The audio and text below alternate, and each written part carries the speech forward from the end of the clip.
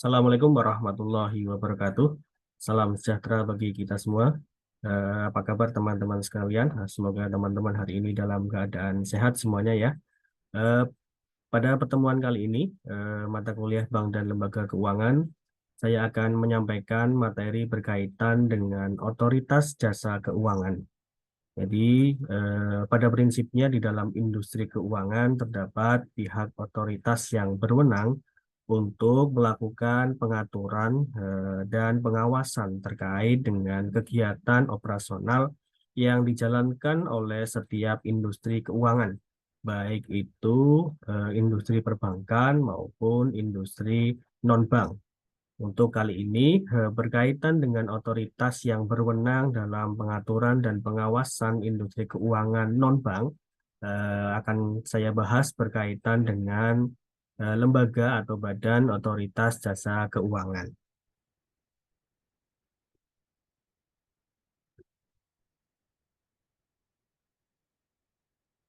Yang pertama kita lihat terlebih dahulu berkaitan dengan awal mula berdirinya OJK atau Otoritas Jasa Keuangan yang terbentuk berdasarkan Undang-Undang Nomor 23 Tahun 1999 tentang pembentukan badan otoritas yang melakukan pengaturan dan pengawasan bagi industri keuangan non-bank. Kemudian berjalan bahwa OJK memiliki fungsi menyelenggarakan sistem peraturan dan pengawasan yang terintegrasi terhadap seluruh kegiatan di dalam sektor jasa keuangan. Kemudian OJK berdiri secara independen dan bebas dari campur tangan pihak lain yang memiliki fungsi, tugas, dan wewenang pengaturan, pengawasan, pemeriksaan, dan penyidikan. Jadi pada prinsipnya dengan adanya OJK itu memberikan ruang bagi pemerintah untuk melakukan pengaturan atau sistem pengaturan dan pengawasan bagi seluruh sektor jasa keuangan, terutama pada aspek lembaga-lembaga perbankan maupun lembaga keuangan non-bank. Kemudian terdapat tujuan dan fungsi OJK. Secara umum, tujuan dari OJK yaitu adalah terselenggaranya keseluruhan kegiatan sektor keuangan yang teratur, adil, transparan, akuntabel, dan mampu mewujudkan sistem keuangan yang tumbuh secara berkelanjutan, stabil, dan melindungi kepentingan konsumen dan masyarakat. Kemudian untuk fungsi dari adanya OJK adalah menyelenggarakan sistem pengaturan dan pengawasan yang terintegrasi terhadap keseluruhan kegiatan di dalam sektor jasa keuangan, baik itu industri perbankan maupun industri keuangan non-bank.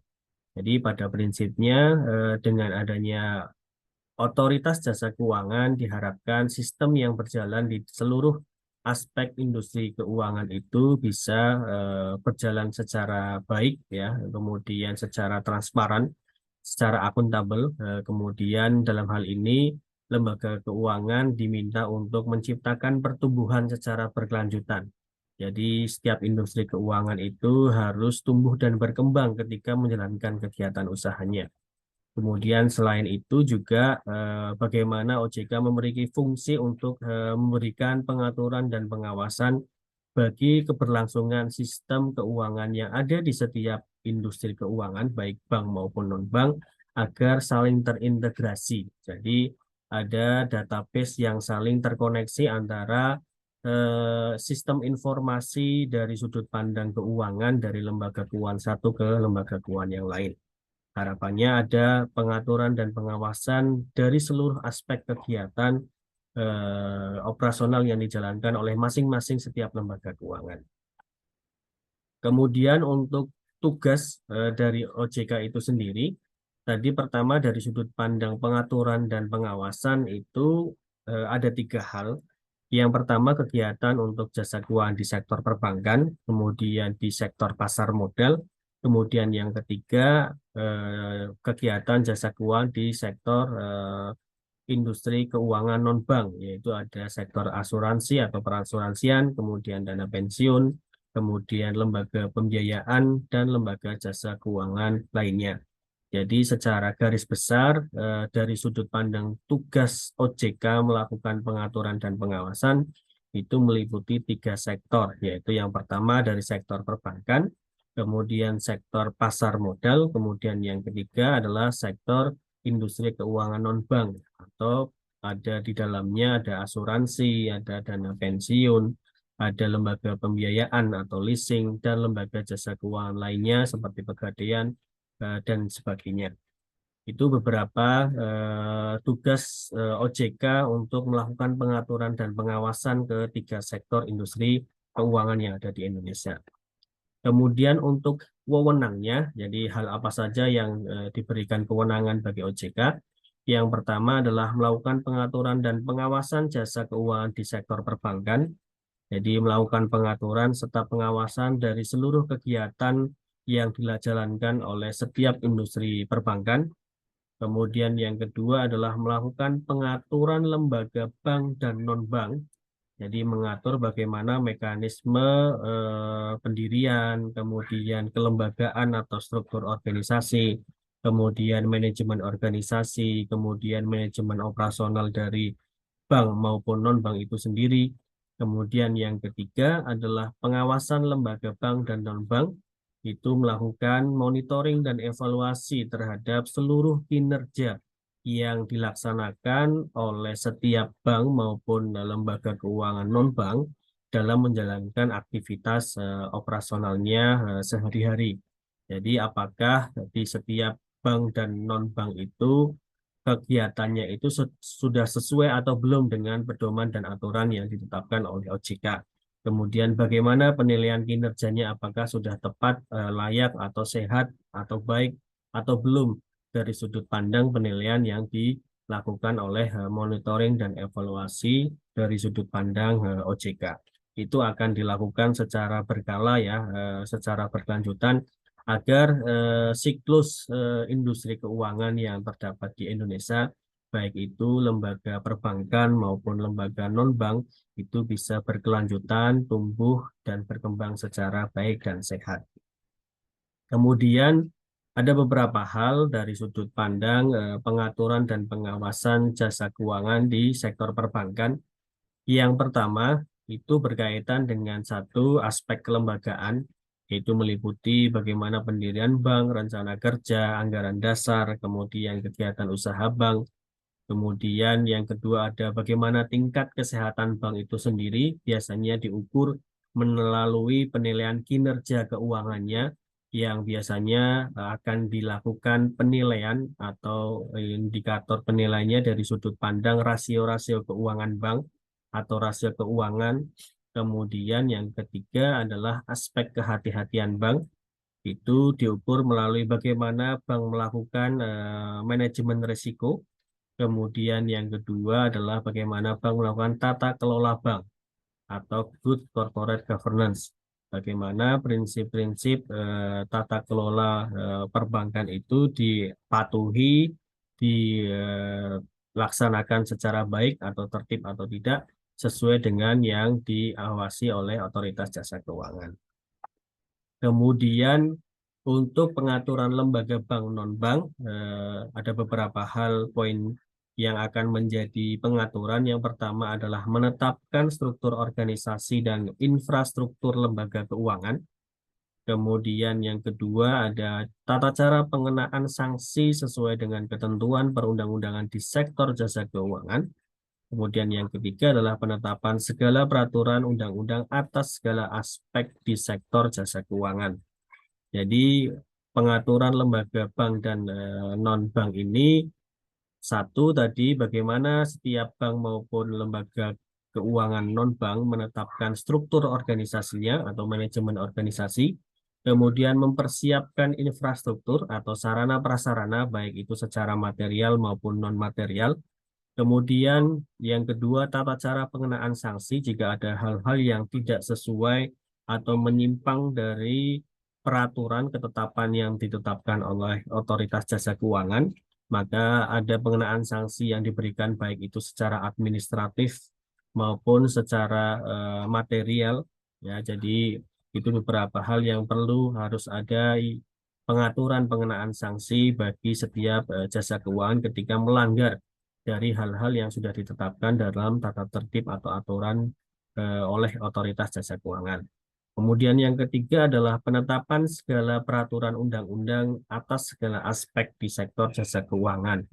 Baik itu undang-undang atau peraturan dari sudut pandang pelaksanaan kegiatan usahanya, kemudian yang kedua dari sudut pandang tadi ada manajemen risiko, bagaimana mengantisipasi risiko, kemudian ketika terjadi kerugian yang bisa memberikan dampak terhadap nasabahnya, kemudian terhadap industri keuangannya itu sendiri, baik bank maupun non-bank, itu perlu diatur di dalam penetapan peraturan secara perundang-undangan.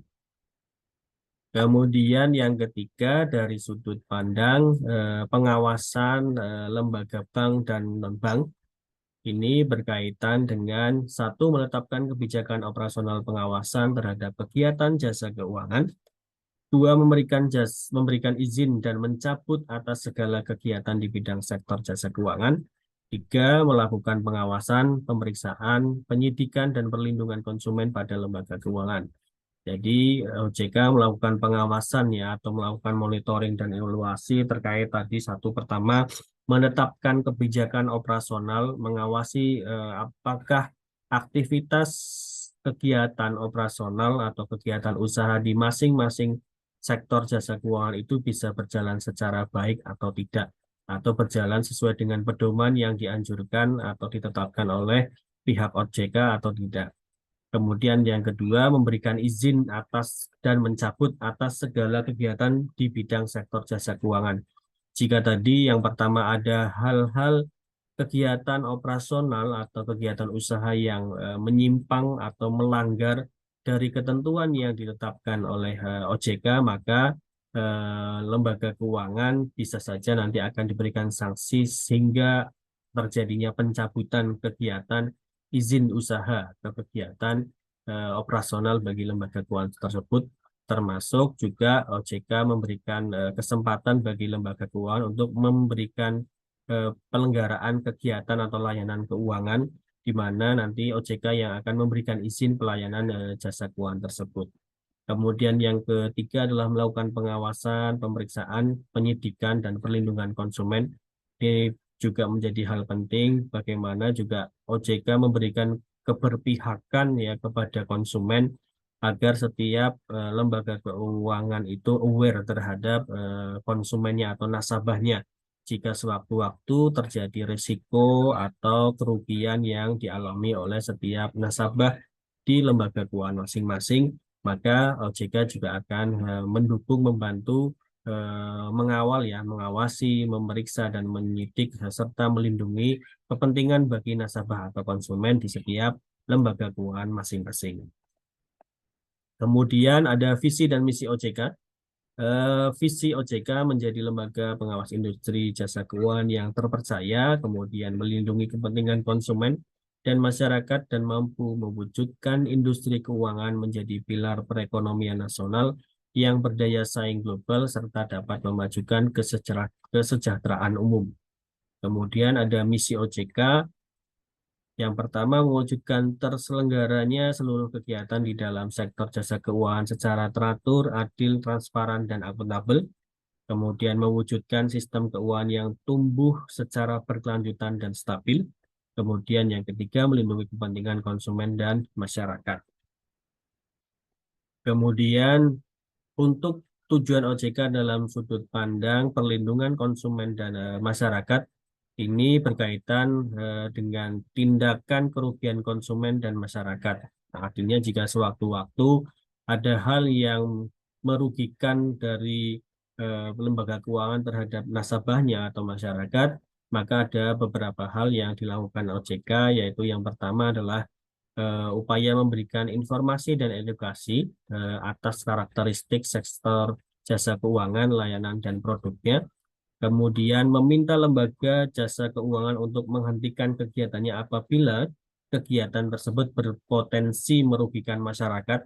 Ini yang biasanya ketika ada lembaga keuangan yang dalam tanda kutip melakukan tindakan moral hazard ya, merugikan misalnya membawa lari dana nasabahnya atau mungkin ada kegiatan usaha secara fiktif yang menggunakan data dari individu atau masyarakat yang digunakan untuk kepentingan dari SDM lembaga keuangan tersebut sehingga merugikan, itu bisa apa OJK untuk menghentikan ya kegiatan dari lembaga keuangan tersebut. Apalagi yang berkembang ada fenomena adanya investasi ya, investasi bodong, ada investasi robotik dan seterusnya yang bisa berpotensi, bahkan sangat berpotensi merugikan masyarakat ketika ternyata tindakan kegiatan usahanya itu yang dilakukan oleh sektor keuangan tidak mendapatkan izin atau bahkan ilegal atau mungkin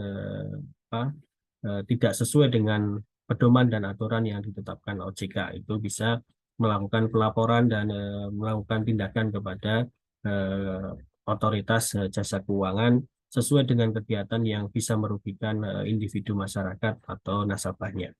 Kemudian tindakan lain yang dianggap perlu sesuai dengan ketentuan perundang-undangan tadi ya secara umum misalnya ketika terjadi kerugian atau lembaga keuangan itu pailit atau bangkrut dan seterusnya itu bisa mengadukan atau menyampaikan hal tersebut kepada otoritas jasa keuangan.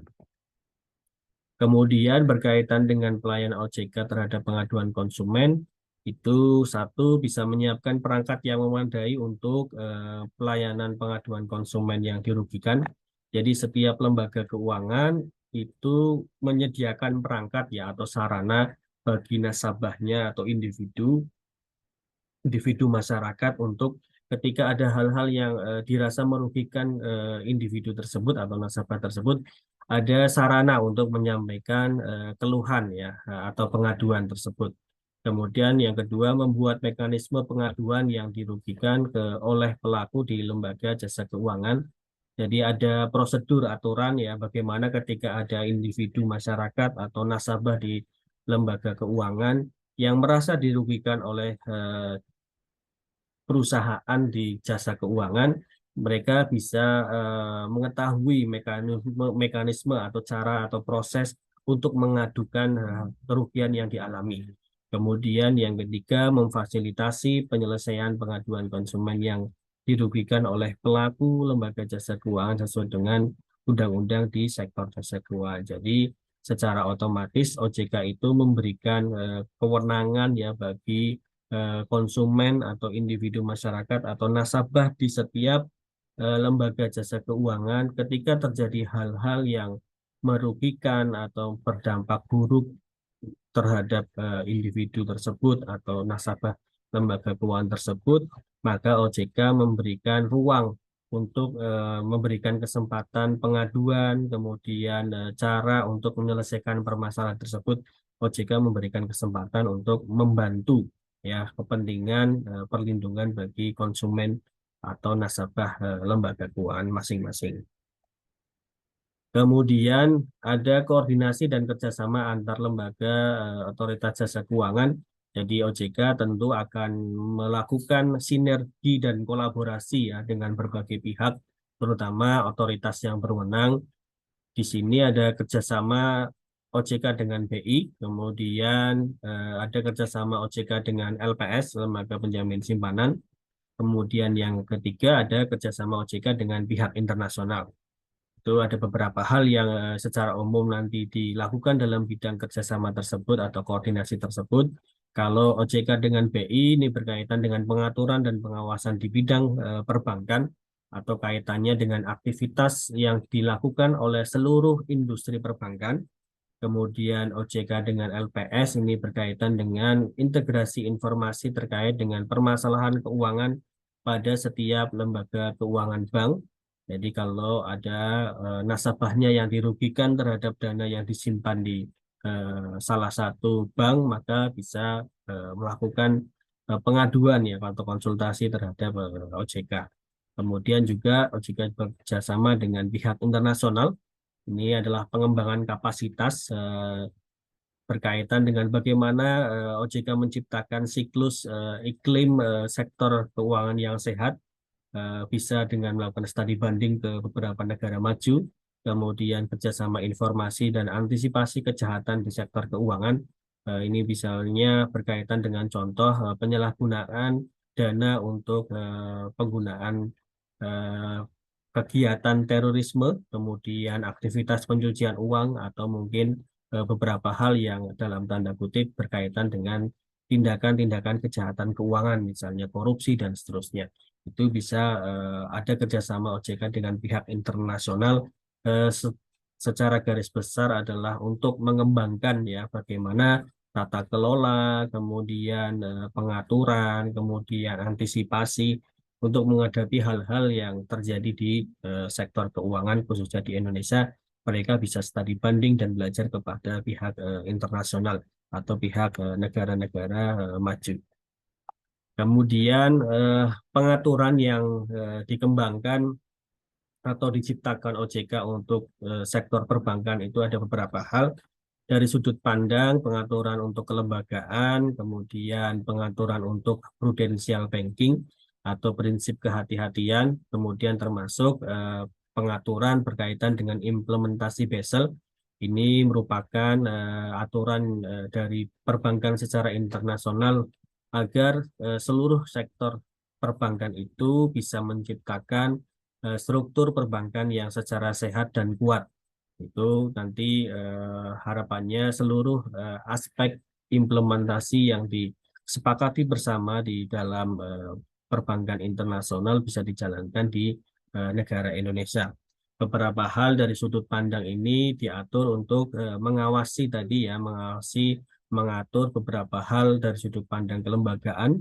Kemudian tadi prudential banking itu prinsip kehati-hatian, baik itu dari sudut pandang permodalan, kemudian kualitas aset maupun tingkat kesehatan bank, dan yang terakhir adalah dari sudut pandang implementasi Basel atau kesepakatan dari perbankan internasional, upaya apa yang bisa diterapkan setiap perbankan di Indonesia agar bisa memiliki struktur perbankan yang sehat dan kuat.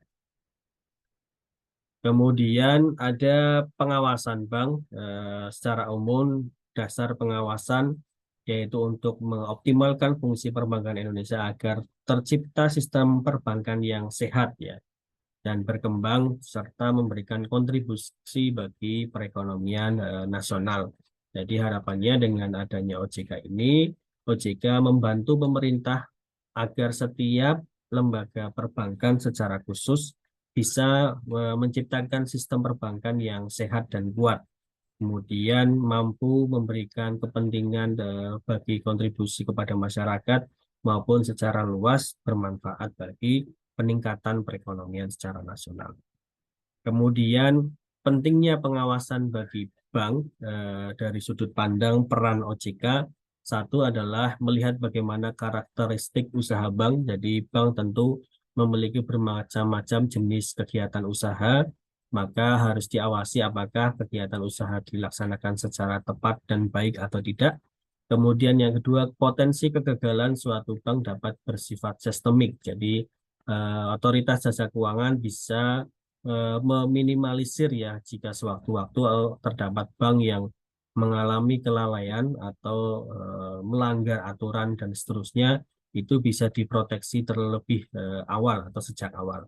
Kemudian bank berperan penting dalam perekonomian dan sistem pembayaran. Jadi artinya bahwa dengan mengawasi perbankan, OJK turut serta ya agar bank itu bisa berkontribusi bagi perekonomian serta mendukung kelancaran dalam berbagai sistem pembayaran yang dilaksanakan oleh setiap masing-masing industri keuangan maupun para pelaku ekonomi atau seluruh masyarakat yang ada di Indonesia. Kemudian yang berikutnya adalah agent of development.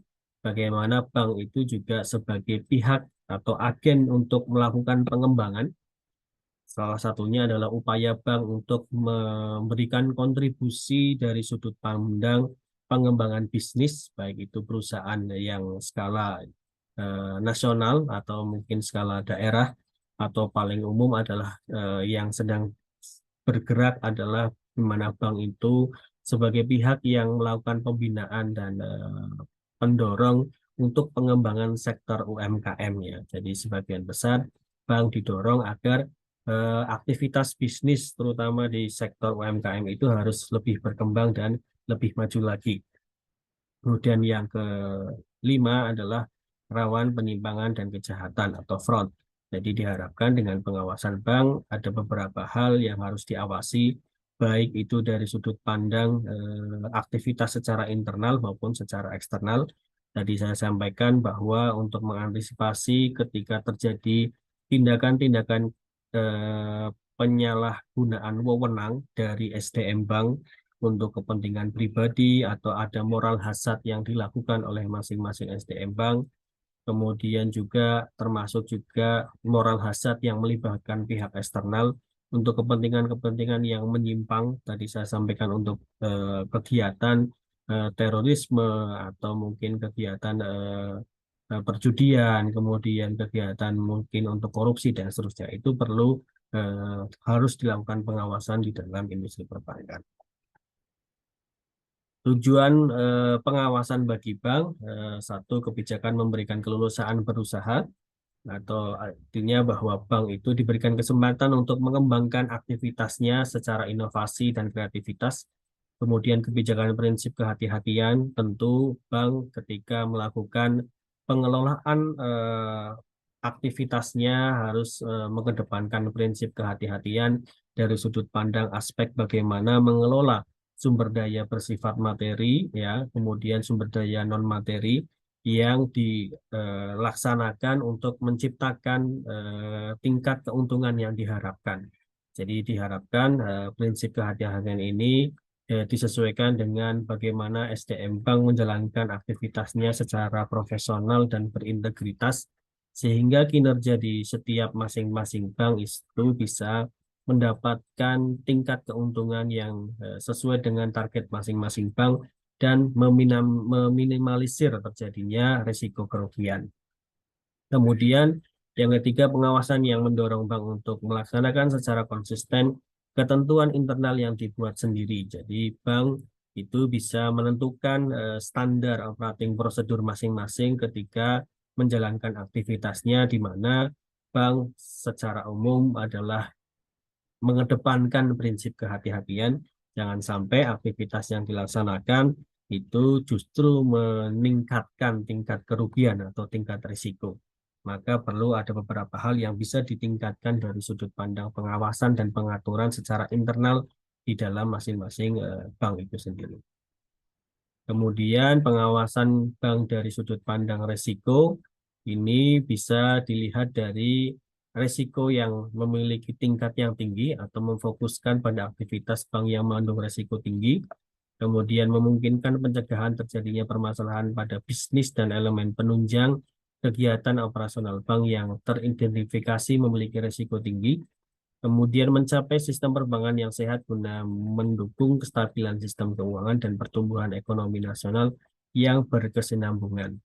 Jadi ketika bank atau OJK ya melakukan pengawasan terhadap bank terkait dengan tingkat resiko yang dihadapi oleh setiap masing-masing bank, tentu OJK akan melihat aktivitas apa saja yang memungkinkan memiliki resiko tinggi di setiap masing-masing bank.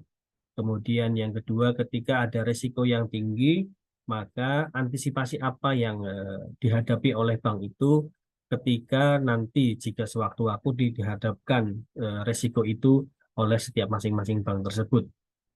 Jadi ketika sudah menjalankan aktivitasnya, bank itu sudah siap ada strategi ya atau kebijakan untuk mengambil solusi ketika resiko itu terjadi. Kemudian yang berikutnya adalah bagaimana setiap bank harus menciptakan sistem keuangan yang sehat. Tadi intinya adalah menjalankan aktivitas operasionalnya dengan prinsip kehati-hatian, secara profesional dan akuntabilitas atau berintegritas ya, mengedepankan prinsip itu bagi seluruh SDM bank sehingga kinerja perbankan itu bisa tumbuh dan berkembang secara berkelanjutan.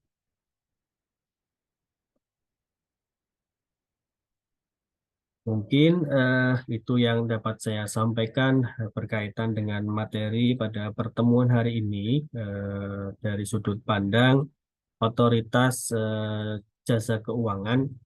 Jika nanti ada pertanyaan atau hal-hal yang belum jelas, silahkan bisa ditanyakan melalui forum kelas di SIAKAD. Nanti insya Allah akan saya jawab di situ. Kemudian mungkin nanti jika ada ingin ditanyakan juga berkaitan dengan materi ini, silakan bisa memanfaatkan forum chat di SIAKAD. Mungkin itu yang dapat saya sampaikan untuk pertemuan hari ini.